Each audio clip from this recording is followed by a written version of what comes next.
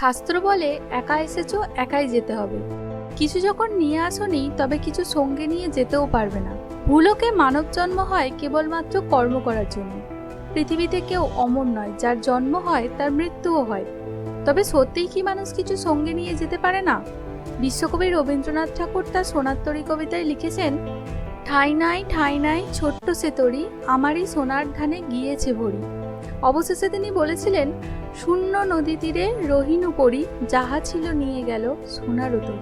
সত্যিই তো, বয়ে যাওয়া কাল বা সময় আমাদের সারা জীবনের কর্মের ফলটুকু নিয়ে যায়। অবশেষে মানুষ তার এই জরাজীর্ণ খাঁচাটিকে ছেড়ে চলে যায় কোনো অচেনা নবজীবনের উদ্দেশ্যে। তবে মানুষ তার সারা জীবনের উপার্জিত টাকা বহুমূল্য জিনিস নিয়ে যেতে পারে না।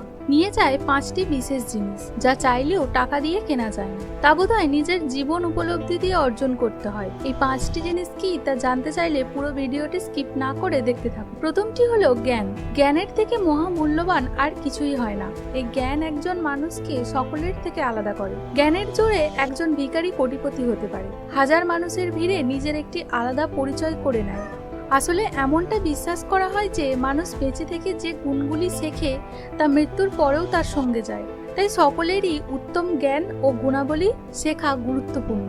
স্বামী বিবেকানন্দ বলেছেন, অন্ন বস্ত্র দানের চেয়ে জ্ঞান দান অনেক বেশি মহান, কারণ জ্ঞান ও দান কখনো বিনষ্ট হয় না। দ্বিতীয়টি হলো ঘৃণা। হিন্দু শাস্ত্র ও নানান ধর্মগ্রন্থে ঘৃণা করা ব্যাপারটিকে পাপ বলে গণ্য করেন, কারণ ঘৃণা কখনোই মানুষের পিছু ছাড়ে না। কোনো ব্যক্তি যদি আপনার সাথে খারাপ কিছু না করে থাকে তবে তাকে ঈর্ষা করা বা ঘৃণা করা পাপ। যদি আপনি কোনো সৎ সজ্জন ব্যক্তিকে সম্পূর্ণ না জেনে ঘৃণা করেন তবে আপনার হৃদয়ের সেই ঘৃণা মৃত্যু পর্যন্ত বয়ে নিয়ে যায়, এমনকি পরবর্তী জন্মেও তা বয়ে নিয়ে যেতে হবে। তাই প্রত্যেক মানুষেরই ঘৃণা করা থেকে বিরত থাকা উচিত। তৃতীয় যেটি আমার আপনার সঙ্গে যাবে তা হলো ঋণ।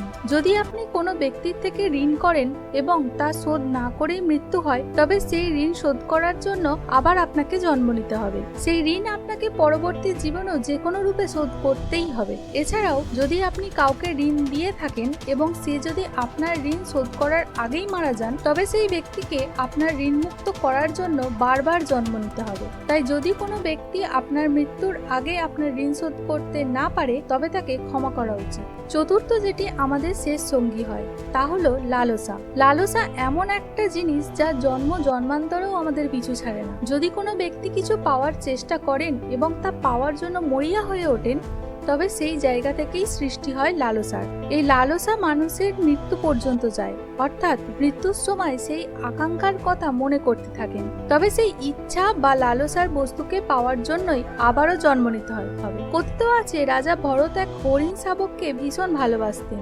তিনি মৃত্যুর সময় সেই হরিণ শিশুটির কথা ভাবছিলেন, তাই পরের জন্মে হরিণ রূপেই জন্ম নেন তিনি।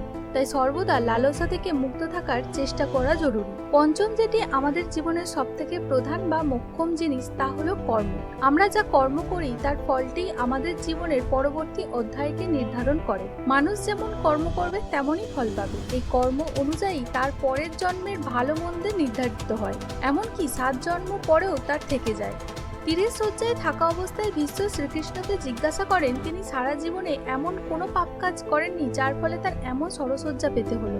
এমনকি বিগত 3 জন্মেও এমন ঘোর পাপ তিনি করেননি, তবে তার কেন এমন অবস্থা, এত যন্ত্রণা? একথা শুনে কৃষ্ণ ভীষ্মকে জানায়, 7 জন্ম আগে একটি মৃতপ্রায় সাপকে তুলে তিনি কাঁটা ঝোপের মধ্যে ছুঁড়ে ফেলে দিয়েছিলেন। এর ফলে সাপটি প্রচণ্ড যন্ত্রণায় কাতর হয়ে বিশ্বকে অভিশাপ দেন যে তাকে এই প্রচণ্ড যন্ত্রণার মধ্যে যে ফেলে দিয়েছে তারও এমন অবস্থা হবে।